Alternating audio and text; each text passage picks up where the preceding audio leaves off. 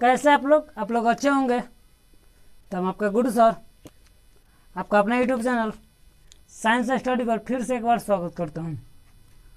तो पिछले वीडियो में आप लोगों को हम डायरेक्ट पीडीएफ के द्वारा पढ़ाए थे। वहाँ पर बहुत कमेंट आया था कि सर हमको समझ में नहीं आया है, ये नहीं हुआ है, वो नहीं हुआ है। तो फिर से आपके लिए प्रकाश का परावर्तन जो मेरा टॉपिक है जो चल रहा है वो यहाँ पर पढ़ाने की कोशिश करेंगे, समझाने की फिर से कोशिश करेंगे। तो भाई जी अभी तक मेरे चैनल को सब्सक्राइब नहीं किया तो सब्सक्राइब कर लीजिए और बेल आइकन को नहीं दबाए तो बेल आइकन को दबा दीजिए कि सबसे पहले आप तक पहुँचे।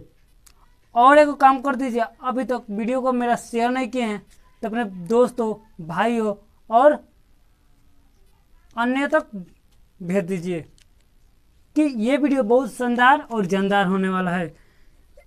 ऐसा वीडियो आपको बहुत कम ही यूट्यूब पर और अलग प्लेटफॉर्म पर मिलता है। और तो और हमसे यह मेरा पूरा टीम से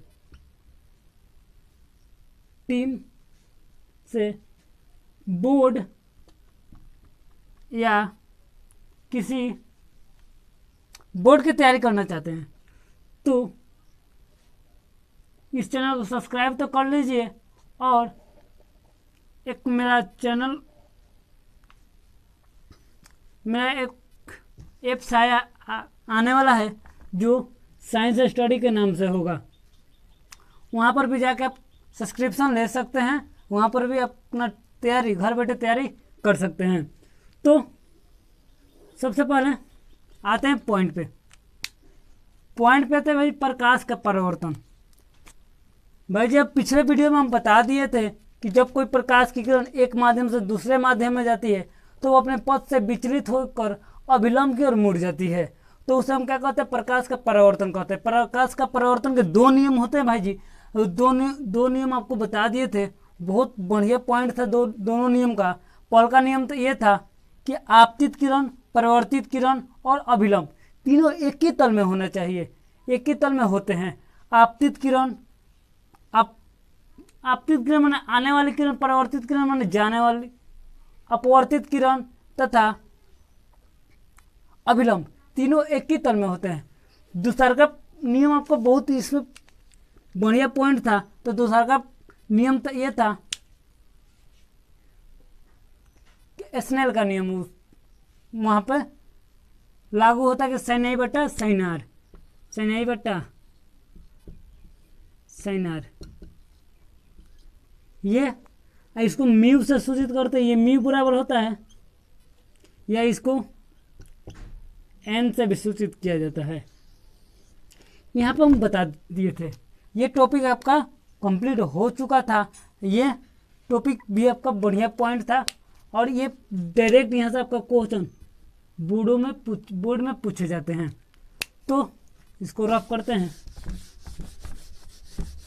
भाई जी अभी तक तो मेरे वीडियो को सब्सक्राइब और शेयर नहीं किया तो जल्दी से जल्दी शेयर कर दीजिए।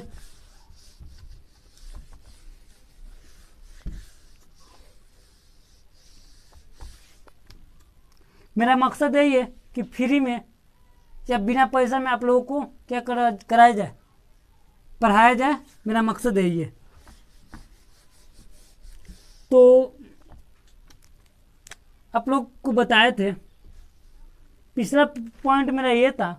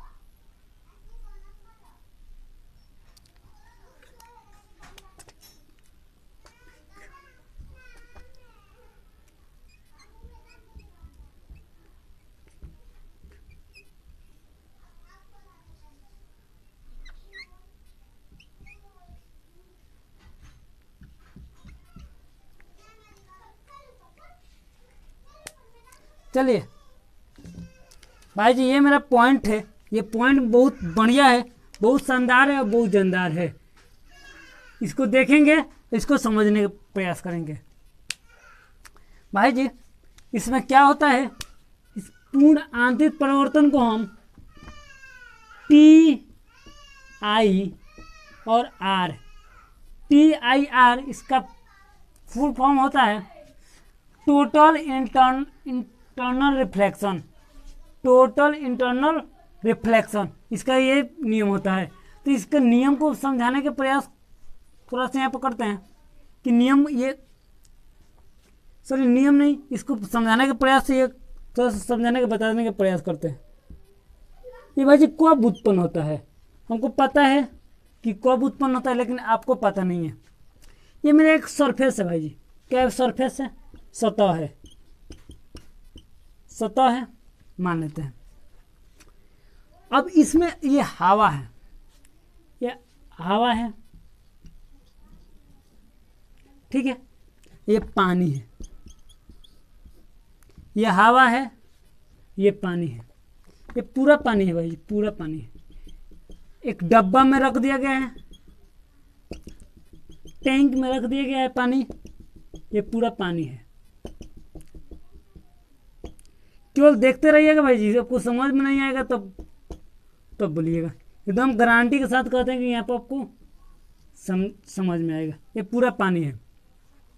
अब पानी में क्या होता है, यहाँ पे थोड़ा सा बल्ब देखे हैं तो, जैसे ये बल्ब है, उसी को यहाँ पर बल्ब जला दिया जाता है, बल्ब जला दिया जाता है। अब जलाने के बाद इससे लाइट बहुत ज़्यादा निकलेगा, इधर इधर इधर पूरा चारों तरफ निकलेगा कि नहीं निकलेगा, निकलेगा। तो इसमें क्या होता है कि यहाँ से एक लाइट निकल कर यहाँ पर टकराता है, ये सीधा नहीं थोड़ा सा तिरछा जाता है, यहाँ पर आता है, यहाँ से लाइट निकला यहाँ पर। जब भी एक माध्यम से जब दूसरे माध्यम में जाता है, जब भी किसी सतह से कोई लाइट टकराता है, तो उसके वहाँ पे एक अभिलंब डाला जाता है। क्या डाला जाता है भाई जी, अभिलंब डाला जाता है। अब देखिए ये क्या करेगा,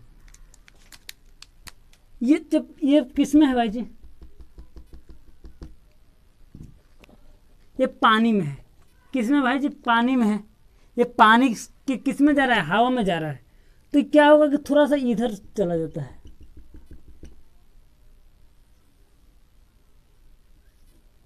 इधर। कहने का मतलब ये है कि ये इधर चला गया, मान लीजिए कि इधर, ठीक है। और इसको थोड़ा डाउन करके भेजे तो और पास मुड़ेगा कि नहीं मुड़ेगा।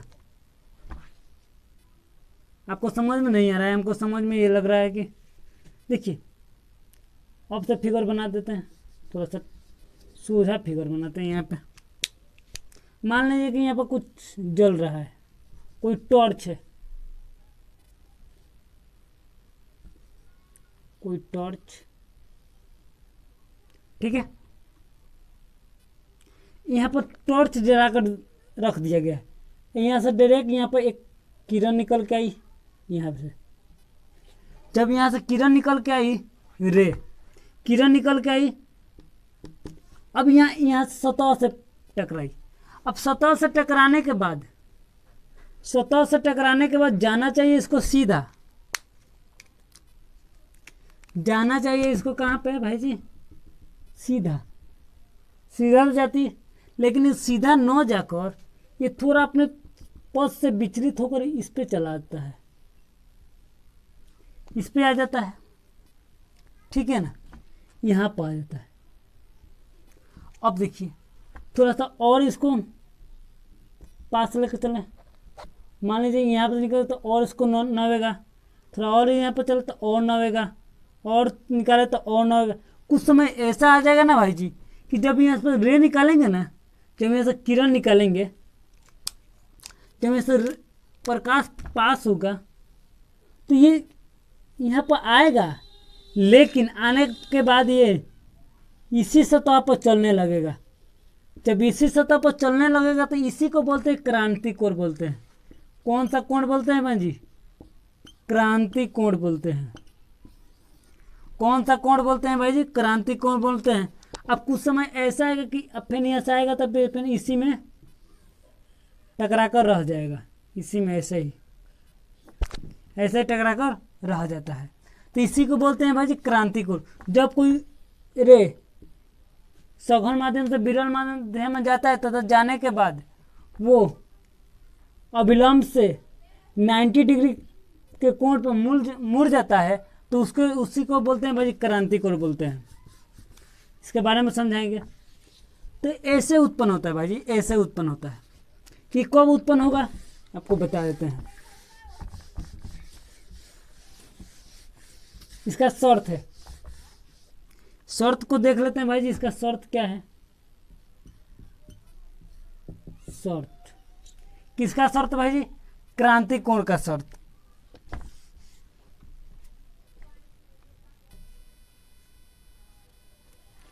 ये इनका शर्त है भाई जी। ये शर्त बहुत बढ़िया है। शर्त आजकल शर्त से बहुत ज़्यादा क्वेश्चन पूछे जाते हैं।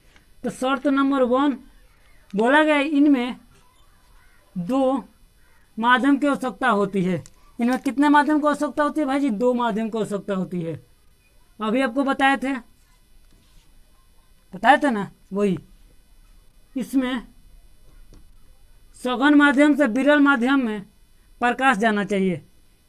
देख लिए, ये भी बढ़िया पॉइंट है, ठीक है। अब देखिए ये पॉइंट आपको बहुत बढ़िया है। इससे क्वेश्चन ये आपको डायरेक्ट आपके बोर्ड में पूछ दिए जाते हैं या अदर एग्जाम में भी पूछ दिए जाते हैं।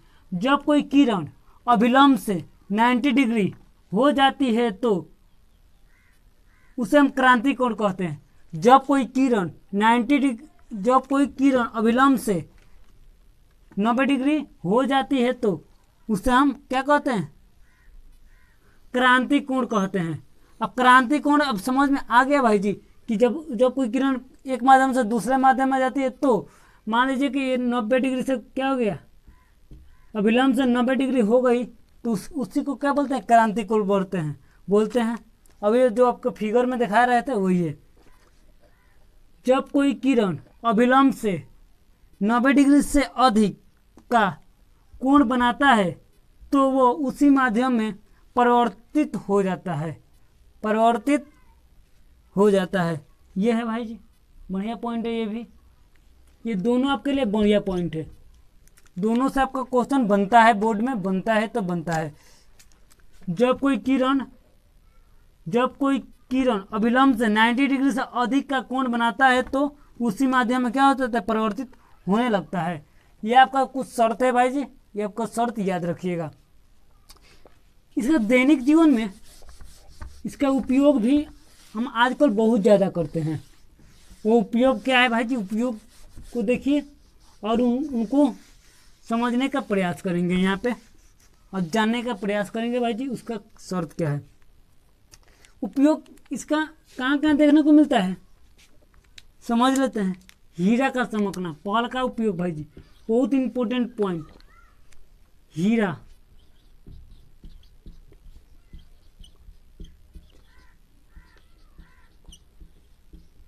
क्या भाई जी? हीरा का चमकना पर्ल का पॉइंट है, बहुत इंपॉर्टेंट पॉइंट है। ये क्वेश्चन आपके बोर्ड में बहुत ज़्यादा पूछते हैं। दूसरा का पॉइंट है मार्चिका।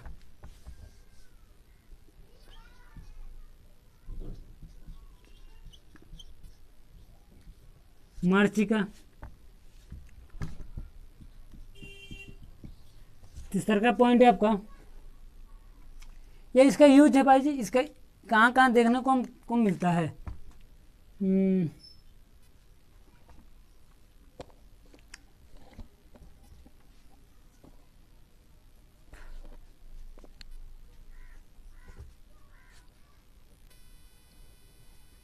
अब देखिए इसका पॉइंट क्या है, पॉइंट समझ लेते हैं, जान लेते हैं।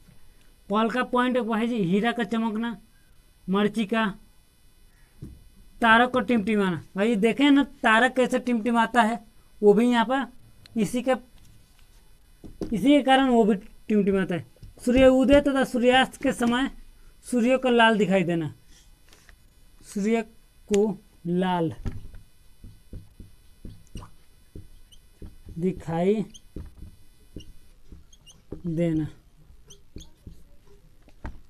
इसी के कारण होता है भाई जी सूर्य लाल भी इसी के कारण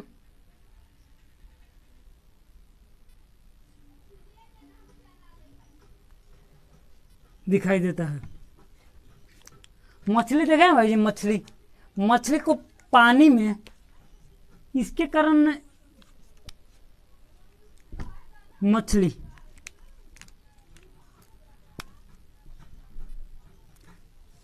को जब पानी में देखते हैं तो कुछ ऊपर उठी हुई दिखाई देती है, लगती है कि क्या है भाई जी, बहुत ऊपर है। वो बताएंगे, वो एक पॉइंट है, ठीक है, उस पॉइंट को हम यहाँ पर क्लियर करेंगे। और एक पॉइंट है जो आपको चूहा वाला है, वो भी आपको इसमें नहीं है, वो अगला है, तो लेकिन उसमें आप लोगों को वहाँ पर क्लियर कर देंगे।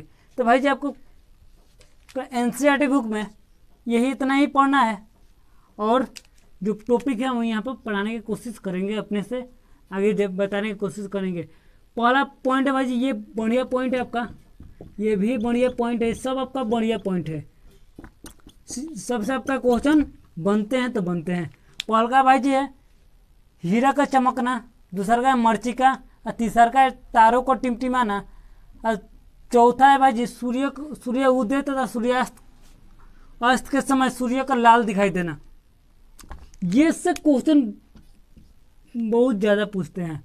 एक और क्वेश्चन आता है कि गुलाब को लाल दिखाई देना, इससे भी क्वेश्चन आपको पूछे जाते हैं, तो पूछे जाते हैं। अब इसमें आपको TIS से क्वेश्चन नहीं पूछे जाते हैं। तो आते हैं पॉल का पॉइंट इससे, तो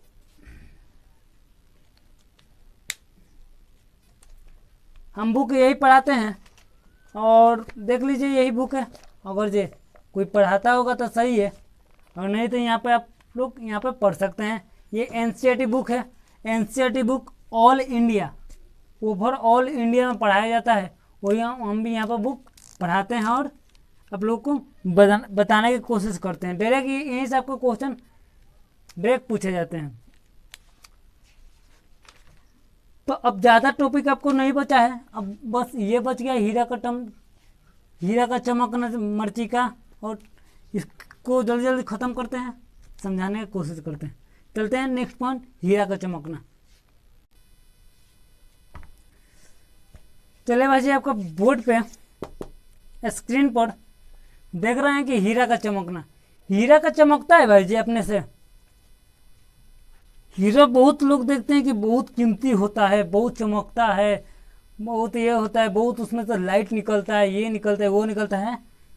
आप लोग देखे होंगे कि हीरा बहुत ज़्यादा चमकीला होता है। ऐसा होता है कि नहीं होता है? होता है भाई जी। आप लोग को बता दें कि हीरा का अपर्तनांक, हीरा का अपर्तनांक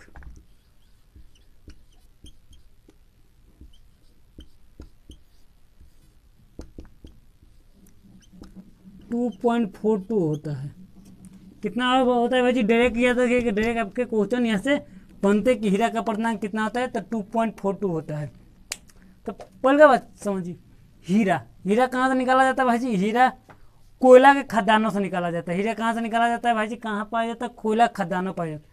अब मान लीजिए कि कोयला उतना काला होता है, तो हीरा इतना कैसे होता है, हो जाता है? तो कोयला में क्या कोई प्रकाश नहीं पाया जाता, तो भाई हीरा में भी तो कोई प्रकाश नहीं पाया जाना चाहिए। ऐसा होता है कि नहीं होता है? होता है, लेकिन आप लोग जानते हैं कि नहीं हीरा चमकता है।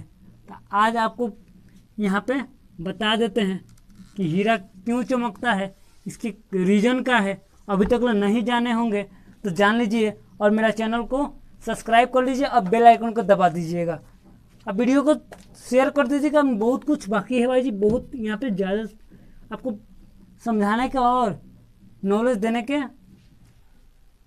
प्रयास करते हैं। तो देखिए भाई जी, हीरा चमकता क्यों है?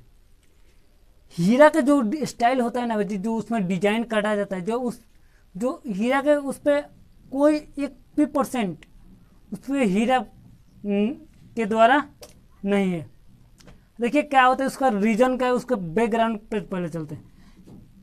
देखिए हीरा आपको देख रहे हैं, दिख जाता है जब किसी दुकान में जाते, बड़े बड़े दुकानें में जाते हैं तो वहाँ पर आपको हीरा देखने को मिल जाएगा। तो दिखने उसमें होता क्या है, सबसे पहले तो उसको कोयला से खदान से निकाला जाता है। कहाँ से निकाला जाता है? कोयला का खदान से निकाला जाता है। फिर उसको साफ, एकदम बेहतर तरीक़ा से साफ किया जाता है। इतना साफ किया जाता है उसको, जो उस पे होता है ना कोयला, एक उस पर बुरादा भी नहीं मिलता है। तो उसको मशीन के द्वारा उसमें डाल को वहाँ पर साफ किया जाता है। उसके बाद क्या होता है? उसके बाद होता है कि उसको इतना बेहतरीन तरीके से तासा जाता है। तासा मतलब उस पर डिजाइन काढ़ा जाता है। देखना कि जब हीरा होता है ना, कि समतल कभी नहीं मिलता है। हीरा क्या भाई जी, समतल नहीं मिलता है। उस पर कुछ ऐसा कटा हुआ मिलता है। हीरा क्या होता है भाई जी? कटा हुआ मिलता है। तो भाई जी इतना महंगा क्यों होता है? कोयला इतना सस्ता होता है, हीरा इतना महंगा क्यों होता है? तब देखिए, हीरा महंगा इसलिए होता है कि उस पर जो उस पर कारीगर उस पर काटता है, उस पर छोटा छोटा काटता है, उसी के ज़्यादा महंगा इसलिए पड़ता है। ये तो हो गया उसका बैकग्राउंड, ठीक है। अब हीरा चमकता क्यों है, ये मेरा पॉइंट है यहाँ पे। तो देखिए क्या होता है, हीरा के अपना पास कोई लाइट नहीं होता है। पहल का बात ये रखिएगा कि हीरा के अपना पास कोई लाइट या कोई प्रकाश नहीं होता है। तो क्यों चमकता है, तो वो भी जान लीजिए। जब हीरा किसी एक स्थान पर रख दिया जाता है, हीरा को क्या कर दिया जाता है भाई जी? हीरा को एक स्थान पर रख दिया जाता है। जब रखने के बाद उस पर चारों तरफ से लाइट, जैसे मेरा यहाँ पे ये मेरा बल्ब जल रहा है, तो यहाँ पे हम एक हीरा रख दिए तो इधर से भी बल्ब जला दिए, इधर से भी बल्ब जला दिए, इधर से भी बल्ब जला दिए, इधर से भी बल्ब, मैं चारों तरफ से बल्ब जला दिए। तो उसमें चारों तरफ से जब बल्ब को, उसमें क्या होता है, प्रकाश जाता है। क्या जाता है भाई जी? प्रकाश जाता है। तो इधर से भी प्रकाश गया, इधर से भी प्रकाश गया, इधर से भी प्रकाश गया, इधर से चारों तरफ से प्रकाश गया। तो जब उसमें प्रकाश गया तो चारों तरफ से प्रकाश वो अपने अंदर लेता है, अपने अंदर ले लिया। जब ले लिया तब क्या करेगा कि उसका जितना प्रकाश होता है ना, उसको बाहर नहीं निकालता है। मतलब ये मेरा, मान लेते हैं कि ये मेरा हीरा है, मान ली ये हीरा है। तो इधर से भी प्रकाश ले लिए, इधर से भी ले लिए, इधर से भी ले लिए, इधर से भी ले लिए, इधर से भी ले लिए। अब क्या होता है ना कि ये प्रकाश यहाँ आया, फिर इधर मुड़ा, यहाँ टकराया, यहाँ टकराया, यहाँ टकराया, यहाँ टकराया, यहाँ टकराया, ये टकरा कर चारों तरफ फैल गया। अब इसमें फैलेगा तो क्या, ये पूरा अंजोर देता है, पूरा लाइट देता है। क्या देता है भाई जी? पूरा लाइट देता है, ये पूरा लाइट देता है। तो इसी के कारण पूरा आंतरिक परिवर्तन। अब देखिए यहाँ टकराए थे, यहाँ पर TIR हुआ, TIR। फिर यहाँ टकराया तो यहाँ पर भी TIR हुआ, TIR। फिर यहाँ टकराया तो यहाँ पर भी TIR हुआ, TIR। फिर यहाँ टकराया तो यहाँ पर भी क्या हुआ, TI और R हुआ। चारों तरफ टकराएगा तो भाई चारों तरफ क्या होगा, TIR होगा। अब ये लाइट पूरा आपके हीरा में प्रवेश करेगा। अब ये लाइट को बाहर नहीं निकालता है। क्या ये पॉइंट है भाई जी? ये लाइट को अपने उसी के अंदर रख लेता है। जब उसी के अंदर रखेगा तो इसको क्या होगा भाई जी? इसमें लाइट पूरा क्या घूमेंगे तो ये फैलने की कोशिश करेंगे। क्या होंगे भाई जी? फैलने की कोशिश करेंगे। जब फैलने की कोशिश करेंगे तो चारों तरफ फैल जाते हैं, चारों तरफ। उसमें क्या होता है, उसमें चमक होती है चारों तरफ, वो अपने अंदर से चारों तरफ लाइट को फैला देता है। तो यही कारण है कि हीरा चमकता है। इसी कारण है कि हीरा क्या होता है भाई, चमकता है, यही कारण। यह हो गया आपका पूरा डिटेल में। अब इसका परिभाषा कैसे देंगे वो यहाँ पर समझने की कोशिश करेंगे और हम आपको समझाने की यहाँ पर कोशिश करेंगे।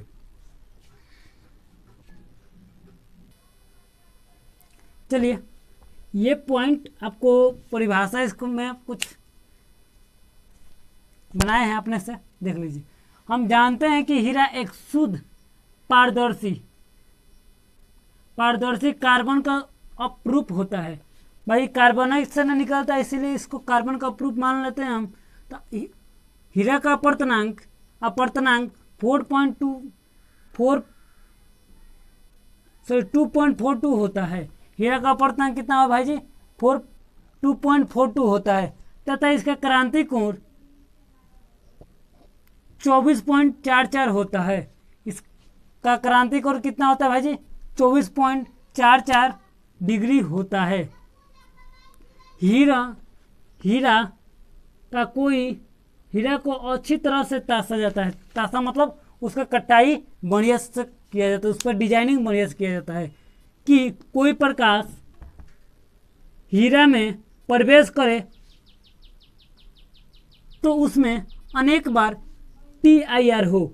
उसमें अनेक बार क्या भाई जी, TIR अभी बताए थे, अनेक बार TIR हो, जिससे हीरा चमकने लगता है। जिससे हीरा क्या होता है भाई जी, चमकने लगता है। ये आपका पॉइंट बहुत बढ़िया पॉइंट है। यहाँ पे आपको बहुत बढ़िया इससे पॉइंट आपको समझने का मिला होगा। पहले का नोट नंबर 1, हीरा का कोई अपना चमक नहीं होता है। हीरा क्या होता है भाई जी, कोई अपना चमक नहीं होता, हीरा का कोई अपना लाइट नहीं होता है। तो ये आपका था पूरा क्लास, और इस पे 1-2 क्लास और लगेगा समझाने में और इसको बताने में। तो मिलते हैं भाई जी नेक्स्ट वीडियो में। अब तो अभी तक आप मेरे वीडियो को देख रहे हैं और समझ रहे हैं, तो वीडियो को लाइक करके ज़रूर जाइएगा, अब वीडियो को शेयर कर दीजिएगा कि और ज़्यादा लोग जुड़ सके और ये फिजिक्स और बायोलॉजी, केमिस्ट्री, मैथ का प्रिपरेशन यहाँ पे कर सके और अपना तैयारी बढ़िया रूप से कर सके। तो मिलते हैं नेक्स्ट वीडियो में, तब तक के लिए जय हिंद, जय भारत।